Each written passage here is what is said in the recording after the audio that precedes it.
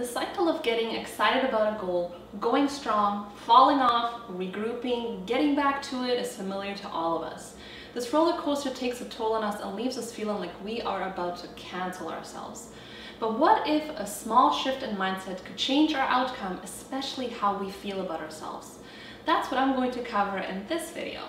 Hey, I'm Ivana. Welcome to my channel where I talk about how to apply the science of habits to design the life that you want. If you need some help figuring out how to be more actionable with change, you're in the right place. You can also find me on Instagram and TikTok if you want to digest this material in different ways, or if you just want to see more of me, you can follow me on there.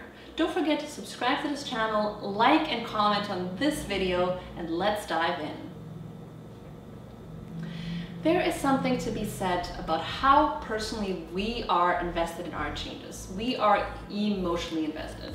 From what we actually choose to turn our focus to how we go along with the emotional roller coaster of the ups and downs that comes with the journey. Here we are, excited like it's our first time riding our bike without training wheels. We are on a high when things are going great. Oh my God, I'm totally doing it. I am doing it. Victory is mine. At the next turn, we crashed. We wobbled on our bikes and we took a dive. We lost control and we scraped ourselves. It was game over. We come down so hard on ourselves. Ugh, I'm so terrible at this. Why did I even try? I'm never going to get on that stupid bike again.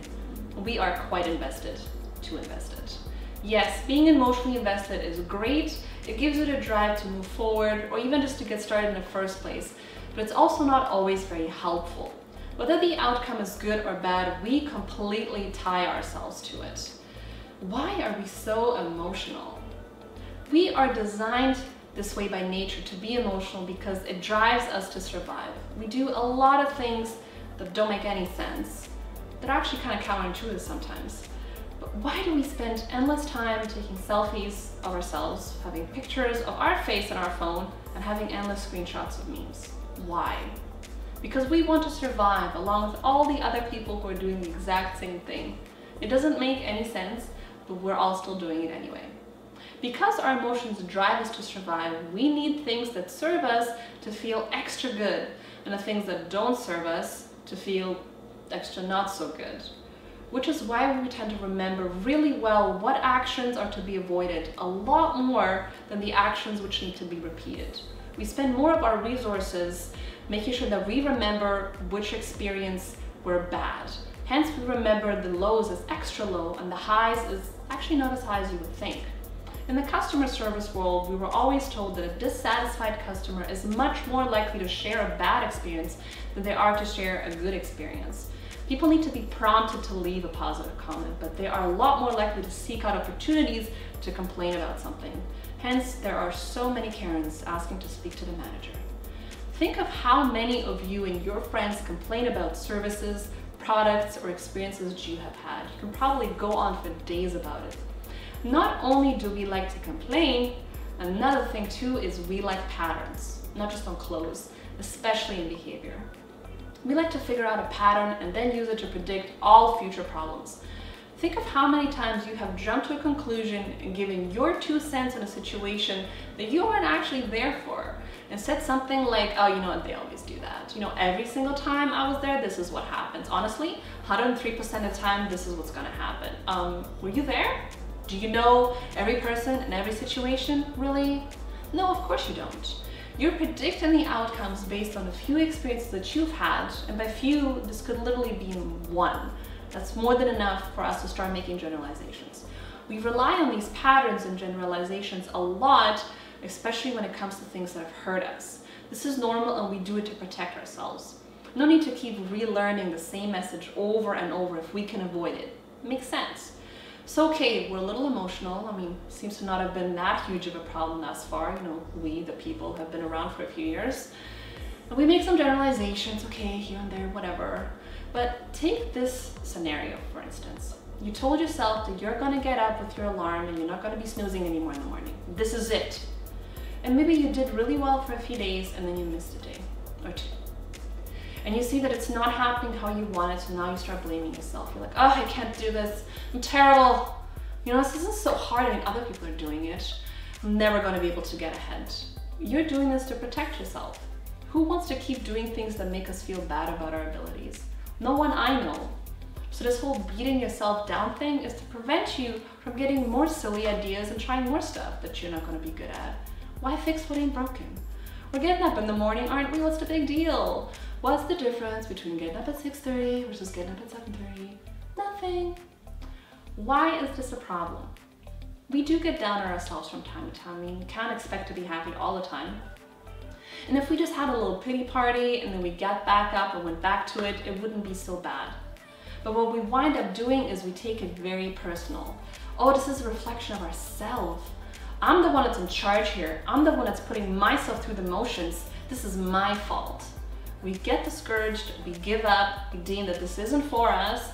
We throw this into the pile of more things that we're not good at. Then we compare how we suck to somebody else that wasn't sucking. We feel ashamed, and then we get insecure about this area moving forward.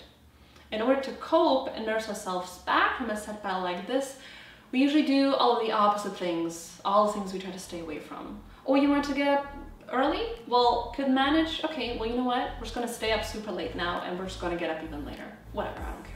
We let this pity party go on for a few days and then we get motivated again and we say, you know what? I can't do this. Tomorrow, I'm gonna start again. And then we rinse and repeat and we try the same thing in the same way. We weren't making progress the last time with the same method, but we somehow convinced ourselves it's still doable. It's us. We just have to keep trying harder at it. And maybe you do make it a little bit further this time, or maybe not, you know. Eventually, things don't look the same again. Meanwhile, all of those experiences are collected as evidence to eventually be used against us. Remember how I said that we love patterns and generalizations? Well, Exhibit A, you are showing yourself evidence of who you really are. Guilty on one count of dropping the ball. Guilty of lack of willpower. Guilty of just sucking as a person. I will sentence you to a lifetime of failing like a failure and being insecure.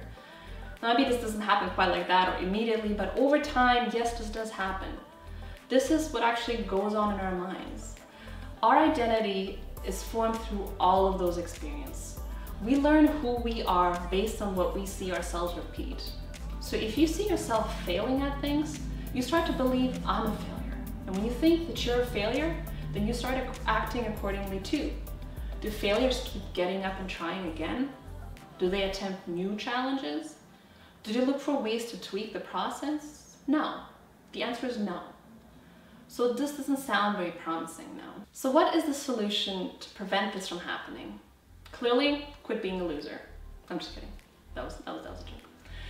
Now that we have taken the very scenic route, I can say we need to look at our mindset, and you have a much better idea of why this statement matters. I could have just skipped all of that and just told you this, but like my message wouldn't have hit home the way I needed to. So what is this shift that I'm talking about? Change how you think about yourself in relation to what you're doing. Change your relationship between yourself and your problem.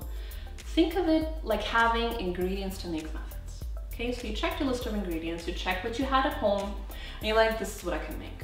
You got some eggs, you got some flour, you got some baking powder, you got vanilla, sugar, whatever else you need.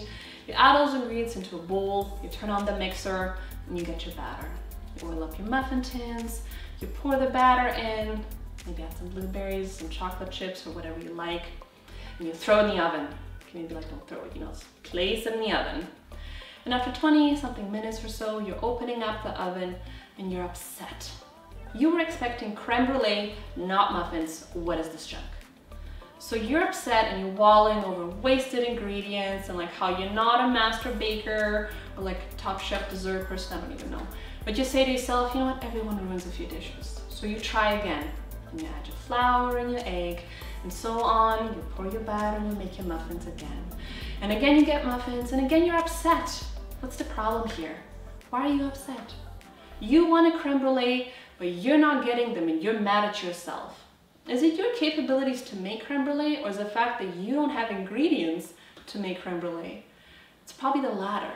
With the right ingredients, you can make the right dish. But the nice thing about cooking is that we know what we can expect to make based on the recipe that we follow. The recipe will usually tell you, so it's pretty difficult to accidentally make something completely different. We tend not to have that kind of a luxury when it comes to changing our behavior. We see what we got, we throw a bunch of stuff in the bowl, we turn on the mixer, and we hope that when it's finished, we're gonna get what we want. It doesn't often happen like that. So the mind shift is looking at the ingredients versus looking at your capabilities. The problem isn't you, it's how you're trying to get the job done. So look at the system that you're using. If you're not getting what you wanted, then this is what you need to be looking at to tweak. Now you might be thinking, okay, this actually kind of makes sense. But what does having the right ingredients mean in terms of actionable behavior? If we looked at our problem as a recipe, it would probably look a little something like this. You'd be looking at your recipe and you're like, okay, well, what ingredients do I need, right? That's the question that's going to revolve things around the habit loop. It's going to look at things like prompt and action and some form of a reward. If we understand that this is what's going to take for us to build a habit, then we can start with asking, well, what don't I have? Number one, check your prompt. Let's just start with the basics. Do you have a prompt? A prompt is your reminder to do the habit right now. What is it? Make sure it's set up properly. If the prompt is vague, it's not going to work. A good prompt makes it clear to us what needs to happen and when. Is it in a good place in the routine? If your prompt is doing its job, you should be fine. But if you're still struggling, maybe there's something else that you can look at. The second one is action. This is the actual habit itself. Chances are you've been doing this already, but perhaps it needs some tweaking. Is this something that you can actually do, or is it maybe too difficult? If you can't repeatedly do it because it's too hard, it won't feel good and you're not going to repeat it. If it seems like too much of a hassle, then make it easier, make it smaller, less difficult, less time, less repetitions. And if you're like, okay, I got it, but I'm still not slaying it, perhaps there's one more thing that you can look at. The third one is, did you pick the right behavior to start working on?